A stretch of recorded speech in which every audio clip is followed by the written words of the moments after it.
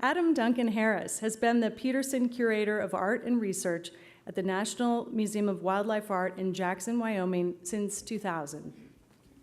He's internationally known for his wildlife art scholarship. Harris is the author of Wildlife and American Art, Masterworks from the National Museum of Wildlife Art, and editor of the award-winning Bob Kuhn, Drawing on Instinct. He recently curated a touring exhibition in conjunction with the Smithsonian American Art Museum titled George Catlin's American Buffalo. Adam was my partner in curating the Late Harvest exhibition, and he was unfailingly generous, gracious, and good-natured, even when he had to answer questions such as, what's the difference between a moose stag and an elk stag? Answer. Moose of either America or Europe have much wider paddles on their antlers. Please join me in welcoming Adam Duncan Harris.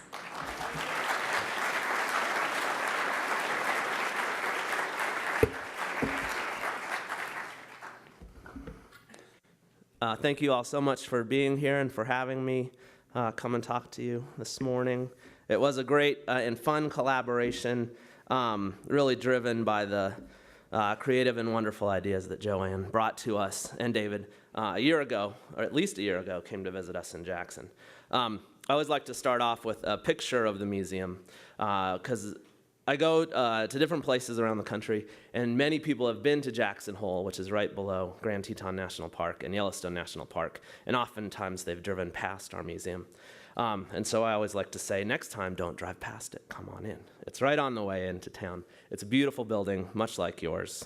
I'll talk a little bit about some of the images that Joanne spoke about, but give you a little bit of historical context into traditional wildlife art. Charles Darwin's On the Origin of Species, first published in 1859, had a tremendous impact on the way we humans conceptualize and portray the creatures with whom we share this planet. The reverberations of that impact are still being felt today as artists continue to wrestle with how to depict the human-animal relationship. By presenting intriguing combinations of classic and contemporary artworks, Late Harvest furthers the conversation with the hope of deepening our appreciation for animals and nature while prompting further thought on our own struggle to define what it means to be human and/or animal in an era when the separation between man and beast is increasingly contested. Just prior to Darwin's era, two strains of animal portrayals came into prominence: Enlightenment-influenced scientific illustration and romantically charged painting and sculpture. Emanating directly from aristocratic collections of natural history material, Enlightenment-era science began to classify and catalog the natural world into distinct categories. During the 1750s, Carolus Linnaeus developed his System Naturae, the binomial system still used today to describe a creature's genus and species.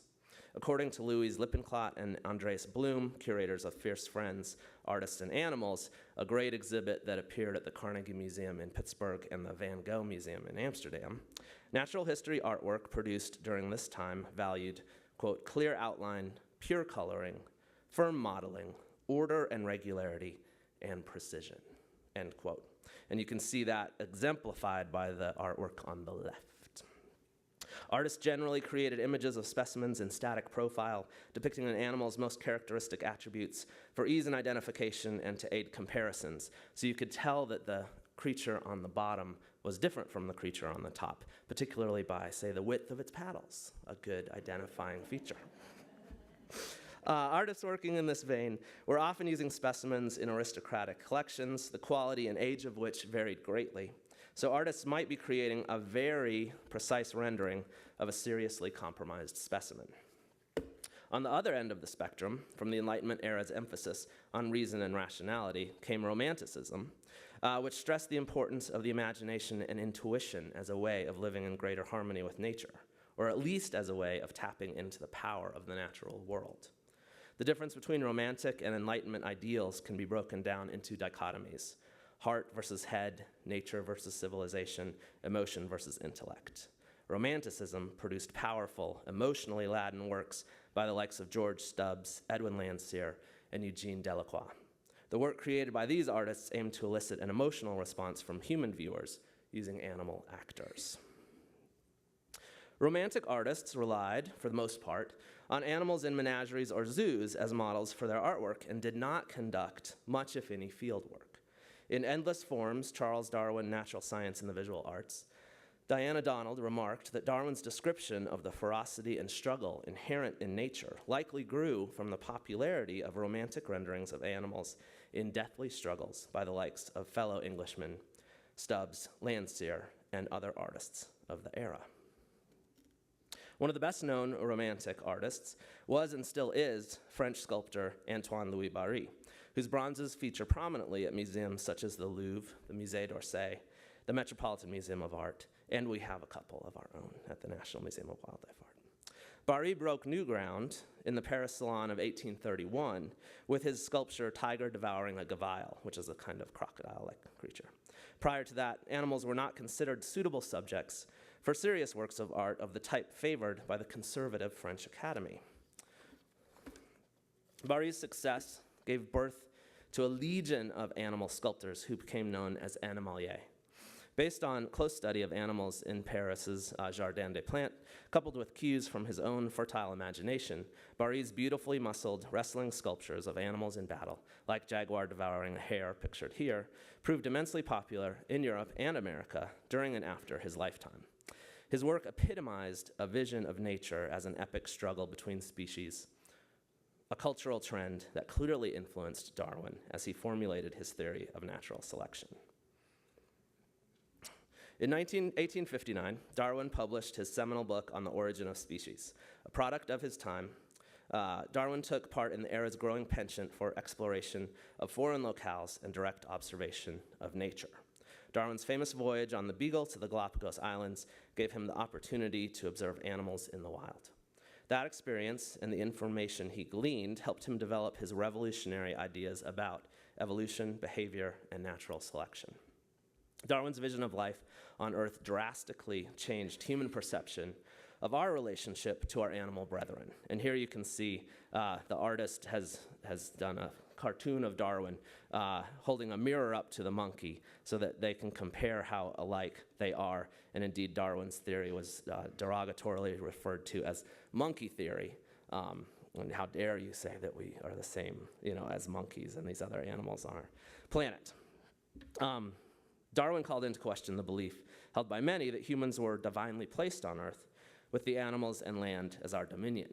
The theory of evolution stressed struggle, the interconnectedness of life, the fecundity of nature, and our role as a result of that system with animals as our kin. In 1864, economist Herbert Spencer coined the term survival of the fittest to describe Darwin's theory of natural selection, and Darwin included it in later editions of his book. This phrase became a popular catchphrase, as well as the subject of innumerable works of art.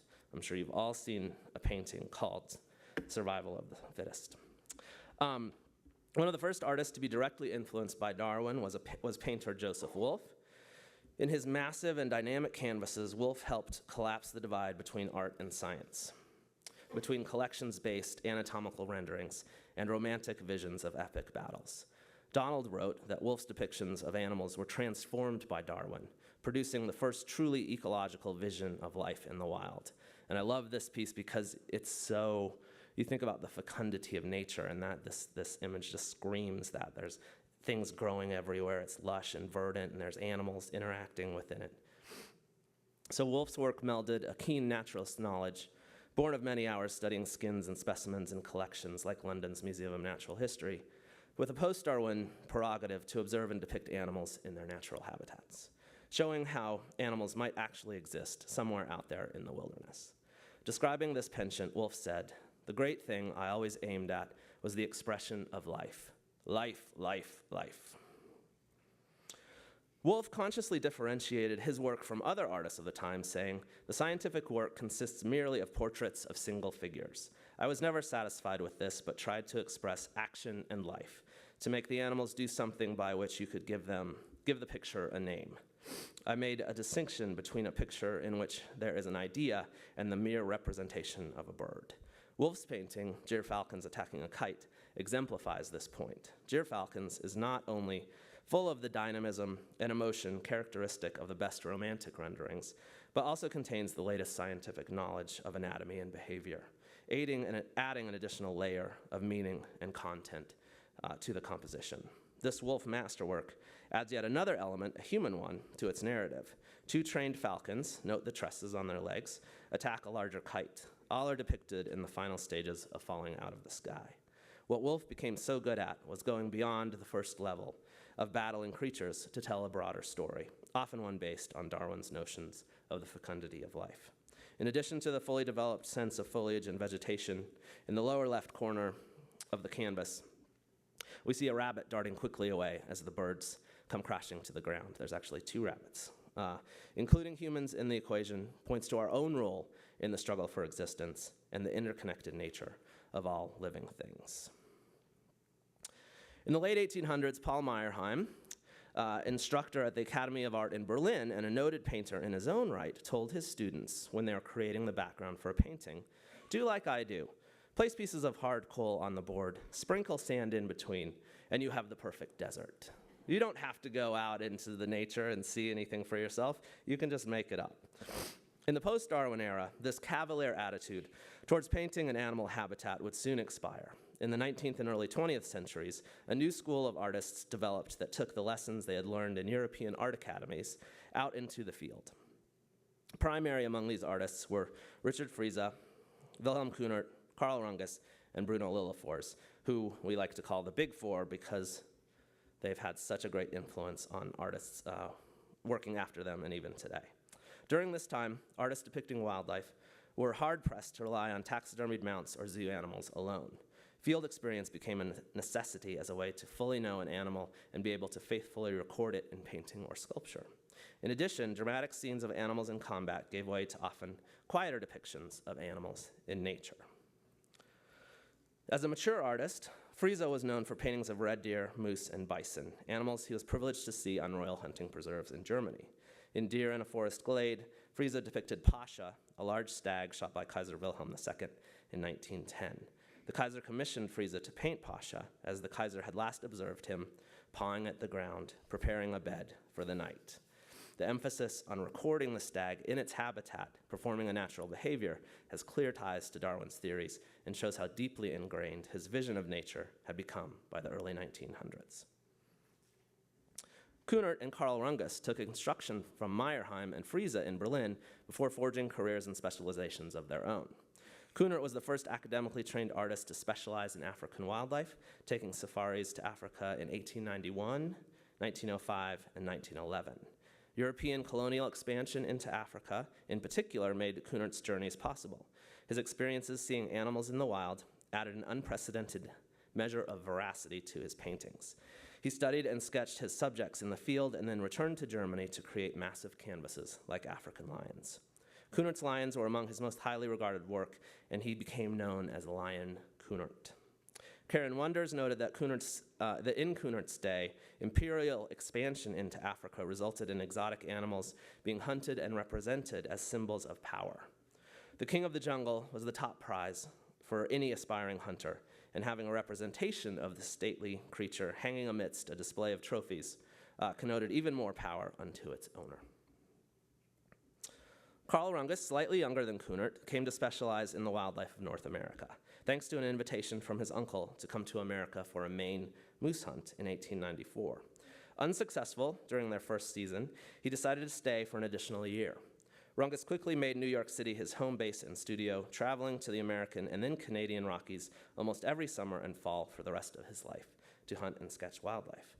Coinciding with the hunting trip that first brought him to America, Rungus became known for his portrayals of moose, often depicting them in the fall during the rut when the animals were in their prime.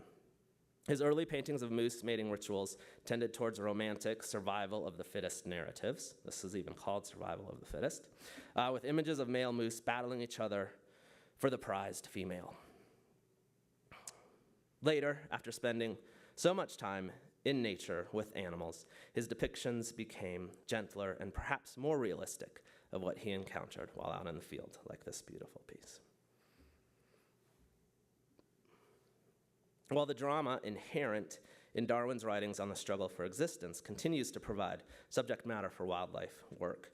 His theories on the coloration of animals and how that helped or hindered them within their natural habitats provided artists with a whole other world of subjects to depict. Donald wrote that Darwin's writings on animal coloration's effect on painters was profound, generating an art that was at once more lyrical and more suggestive of nature's totality than histrionic images of struggle. Bruno Lillefors, though he painted amazing scenes of struggle, as you can see here, was also profoundly interested in the animal and its habitat. This painting of a hare skittering across the forest floor shows a keen interest in not only the coloration of the animal, but also the coloration of its habitat. Lillefors, more than his contemporaries, focused on the smaller creatures and bird life that inhabited the wilder regions of Sweden. Friese, Kunert, Runges, and Lillefors were successful in moving animal art out of the zoo and into the field by stressing the importance of observing wildlife in the field and depicting animals in their natural habitats. These artists laid the foundation upon which living artists working in the naturalist tradition continue to build. So moving from the Enlightenment to Romanticism to Darwin, to the Big Four, provides a very quick tour through many, many years of art history, and shows you a little bit about the development of classic wildlife art in the European American tradition, an art movement that remains vital in the 21st century. However, with its emphasis on wild species in wild habitats enacting natural behaviors, this strain of wildlife art is but one line of inquiry in the much larger field of art depicting animals. Contemporary art that takes the animal as its subject is clearly influenced by post-humanist thinking that questions the very separation between man and beast. In some of this art, there is a distinct emphasis on defying categories and combining elements often thought of as belonging to separate domains. These combinations directly address, sometimes confrontationally so, cultural concerns, not only about our place in the animal world, but also about genetically modified organisms, cloning, factory farming, endangered species, and the environment. By juxtaposing classic wildlife paintings with contemporary art depicting animals, Late Harvest brings together two often disparate realms with surprising and intriguing results. Beyond the scope of this essay, a continued series of art historical highlights could link the naturalist wonder of Runges's best work with the fecundity of nature found in Peter Coyne's amazing sculptures. The work of both artists serves as evidence of humanity's ongoing struggle to enunciate in word or depict in image our relationship to the other creatures with whom we share this planet. Thanks in large part to Darwin's evolutionary thinking, we live in an era when boundaries between human and animal are constantly blurred. Late Harvest, with its emphasis on contemporary and classic work, takes part in a similar blurring of lines. By doing so, it becomes its own exemplar of our time, one that aptly represents the zeitgeist of our era. Thank you.